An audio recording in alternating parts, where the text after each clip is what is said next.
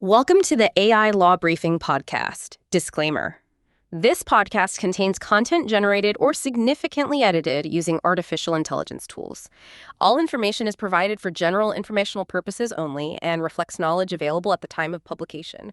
It does not constitute financial, investment, or legal advice. We recommend that listeners verify the information independently and consult with qualified professionals for personalized advice. Welcome back to the deep dive. Today we're plunging into, a really big topic, artificial intelligence. It's not just evolving fast, it's fundamentally reshaping how you, as legal professionals, work. So our mission for this deep dive is to unpack the latest in AI capabilities, those landmark copyright rulings everyone's talking about, practical tools you can actually use, and of course the regulations, especially for the EU and Luxembourg. We've sifted through quite a stack of sources to pull out the key insights, the practical takeaways you need to, stay ahead of the curve.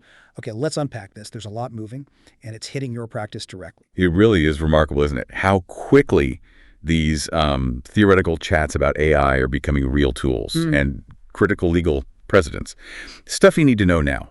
This deep dive, I think, will help connect those dots for you, show you not just what's happening, but why it really matters for your day-to-day. Absolutely. So first up, the AI landscape itself, it's evolving fast. We're seeing a very clear trend. AI moving past those general chatbots. It's maturing into specialized high-value tools, a real market stratification. Prime example, Google. They just launched AI Ultra for Business. That was June 26, 2025. And look, this isn't just a small update. It's a big, new premium add-on for Workspace, specifically designed for, specialist teams, creatives, developers, researchers. And that's the key thing, right? This move by Google into highly specialized tools, it really signals this split, this bifurcation in the AI market. You've got the accessible general AI on one side, and then these powerful, expensive, highly specialized enterprise tools on the other. For your firm, that means a new strategic choice.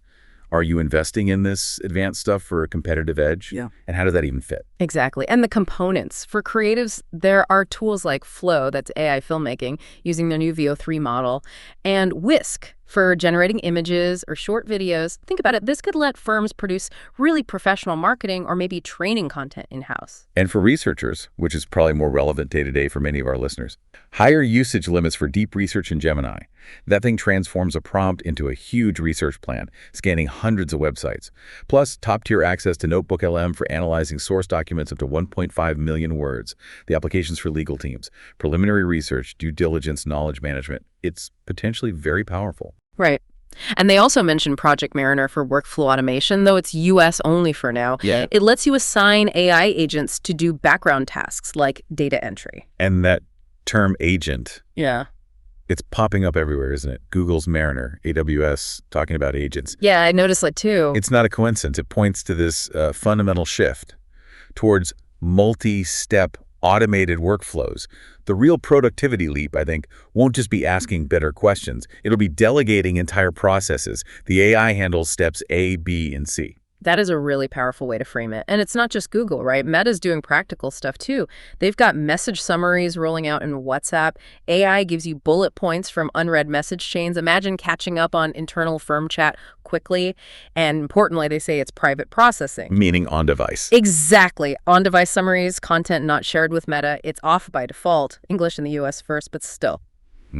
Interesting. And AWS, they're really pushing these autonomous AI agents we mentioned, systems that can reason, figure out steps, and complete complex tasks independently.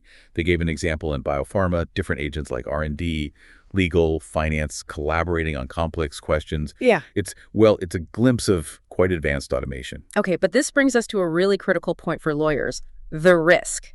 AI hallucinations, where accuracy is everything. This is huge. Can you break that down? What are they? Why do they happen? Sure. A hallucination basically is when the AI generates something that's just wrong, factually incorrect, nonsensical, maybe not based on the source data you gave it.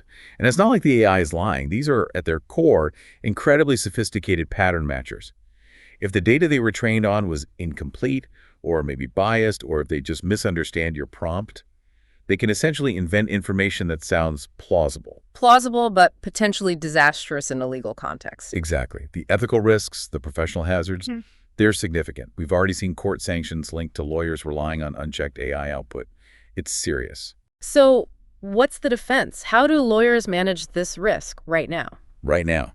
The most effective defense is procedural rigor. It boils down to trust but verify.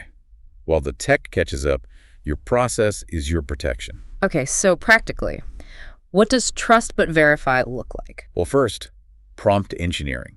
Tell the AI explicitly to admit when it doesn't know. Put instructions in your prompt like, if you do not know the answer, state, I do not have enough information.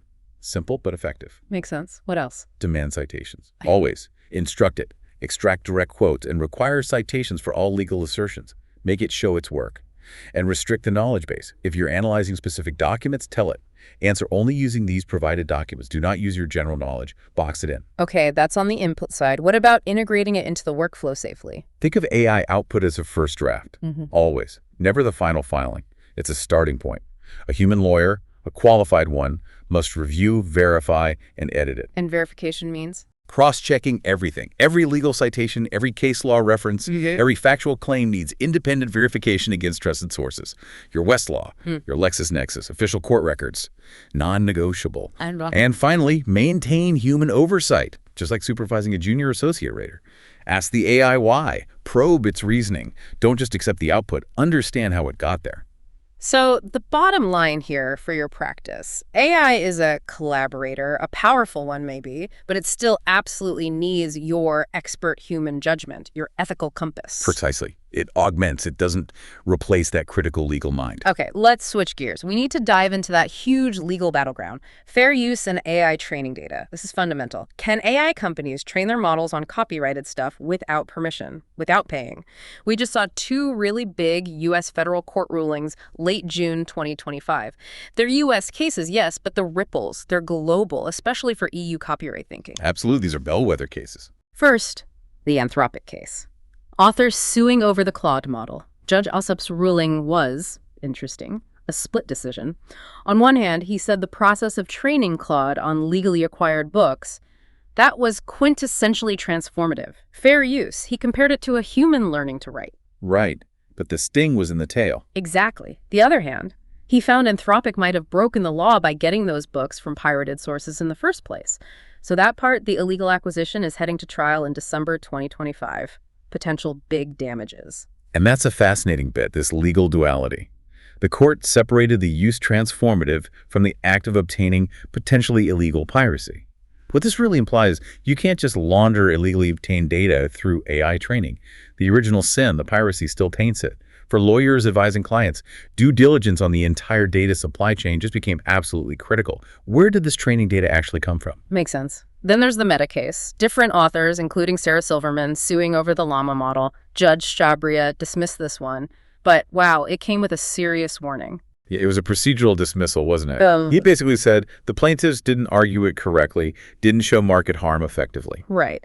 But he went out of his way to say his ruling does not mean Meta's use is lawful. He even threw out terms like serial copyright infringers about AI companies and basically invited someone to bring a better case. And he hit back hard on the idea that copyright kills innovation here, didn't he? Forcefully. Said AI companies need to figure out a way to compensate copyright holders. Pretty direct. Very direct. So, okay, U.S. courts. What's the takeaway for you practicing here in the EU? Well, first, that risk in the data supply chain. It's massively heightened. Forget just scraping the web indiscriminately. You have to advise clients to do rigorous due diligence on the training data for any third-party AI they use. It's table stakes now, really. Second, this whole situation accelerates the move towards licensing deals and ethically sourced AI. Providers with clean, properly licensed models, that's a market advantage. And enterprise clients, including law firms like yours, will demand proof of data provenance during procurement. You'll be vetting those claims. And that vetting process itself is a new advisory service, potentially. Good point. Third, watch out for a potential clash between the U.S. transformative use idea and the EU AI Act. The AI Act demands transparency, summaries of copyrighted training data for general-purpose AI. That could conflict with the U.S. fair use defense. Creates tricky compliance hurdles for companies operating on both sides of the Atlantic. So the key question you need to ask your clients, or even your own firm, is, how robust is our data provenance strategy? It's not just about the AI's output anymore. It's critically about the input, its legal history, its lineage. A whole new layer of risk management. Okay, let's move to the practical side, the lawyer's AI toolkit. How can accessible tools help firms, especially maybe smaller or mid-sized ones, boost efficiency and serve clients better? The theme here is strategic adoption. Using these tools smartly can really level the playing field. Which is encouraging, right? It's not just for the giant firms. Definitely. This week's tool evaluation spotlight is on Legora. They used to be Alea. They launched workflows on June 25th. They call it an agentic AI framework. Basically, it automates complex, multi-step legal tasks using natural language prompts. And this points to that market shift we talked about earlier. Value moving towards integrated environments, AI inside your workflow, not just a separate tool you pop out to. Exactly. So how does it work? You could delegate, say, an entire M&A due diligence review, something like do a due diligence review, find all change of control clauses, highlight risks, draft a summary.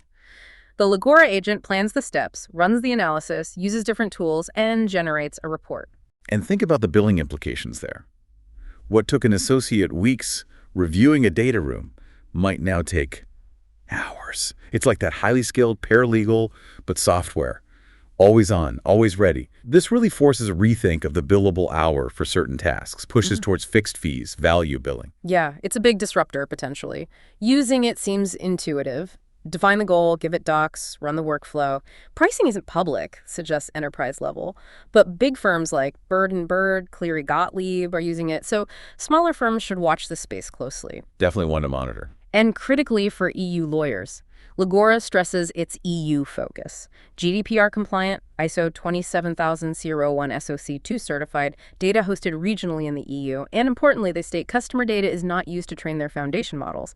That addresses those core confidentiality and data sovereignty concerns head on. That's a huge selling point for the European market. Addresses key anxieties. Absolutely. But you don't always need the newest, shiniest tool, right? Sometimes it's about mastering what you already have. Like Clio, many firms use it. Core Clio Manage gives you centralized case management docs, tasks, deadlines, time tracking, client portal. Streamlines the basics. Foundational stuff, but important. But then there's Clio Duo. That's the AI assistant built into Clio Manage. It uses Microsoft Azure OpenAI's GPT-4, but, and this is crucial, it uses your firm's own data within Clio. So it stays within your environment. Precisely. You use the search bar, natural language, get me up to speed on the DOE matter, summarize the last 5 emails in the Smith case, draft a reply to this client email. The big advantage: security. It respects your user permissions within Clio, and it does not use your confidential client data to train external AI models.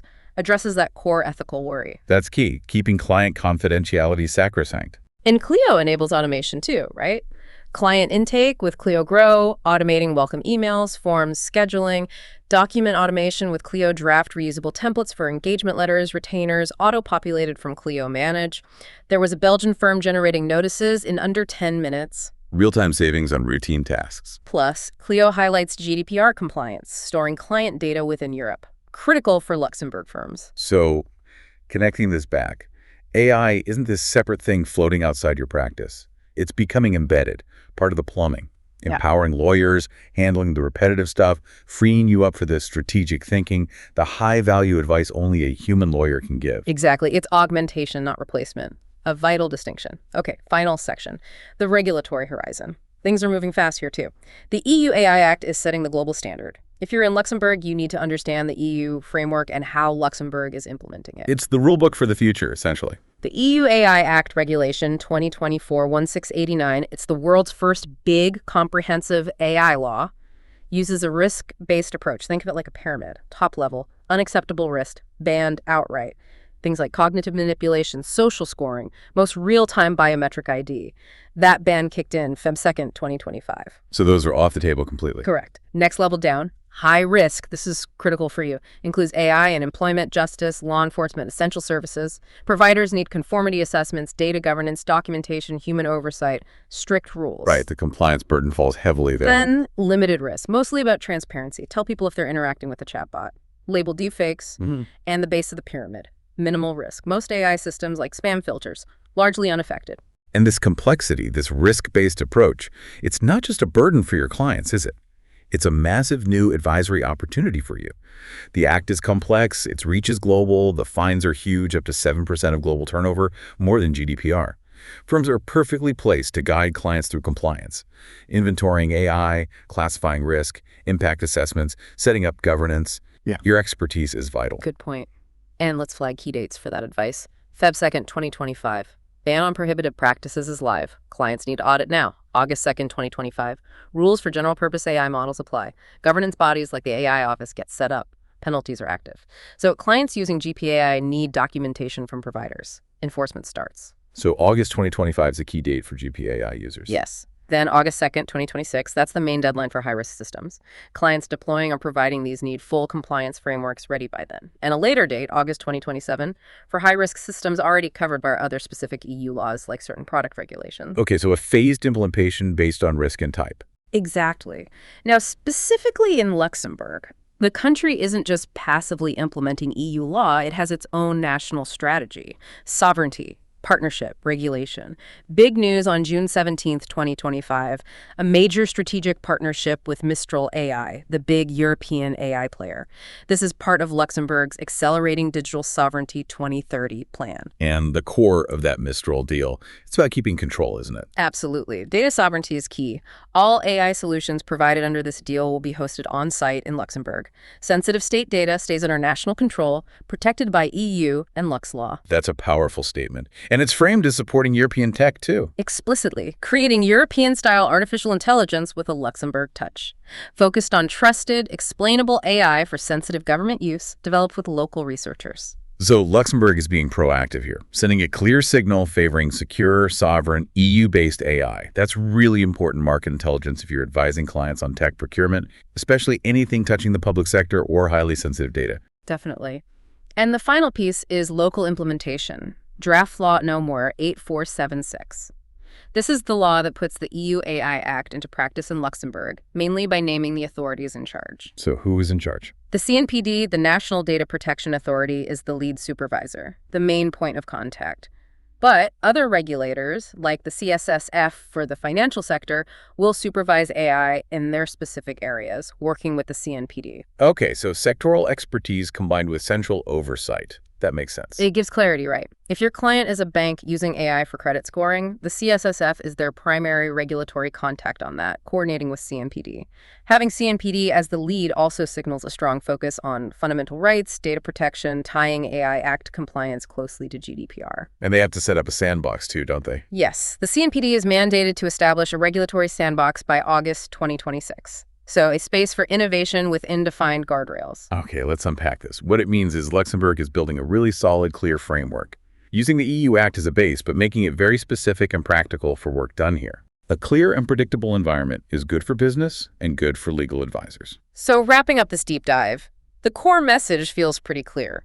AI is transforming the legal world fast. It brings these powerful tools for efficiency, yes, but also real challenges, reliability, data issues, compliance. But through all this change, one thing is constant: human expertise. Your expertise. It remains absolutely irreplaceable. Indeed. And if we connect this to the bigger picture, the legal profession is not just reacting to AI, it's actually becoming the crucial guide for society as AI matures, ensuring it develops responsibly, ethically. Which raises, I think, an important question for you listening right now. How will you leverage this moment? How will you redefine your own expertise, your own value in this completely new landscape? Hit that like and subscribe button. Disclaimer: this podcast contains content generated or significantly edited using artificial intelligence tools. All information is provided for general informational purposes only and reflects knowledge available at the time of publication. It does not constitute financial investment or legal advice. We recommend that listeners verify the information independently and consult with qualified professionals for personalized advice. It was the AI Law Briefing podcast for you this week.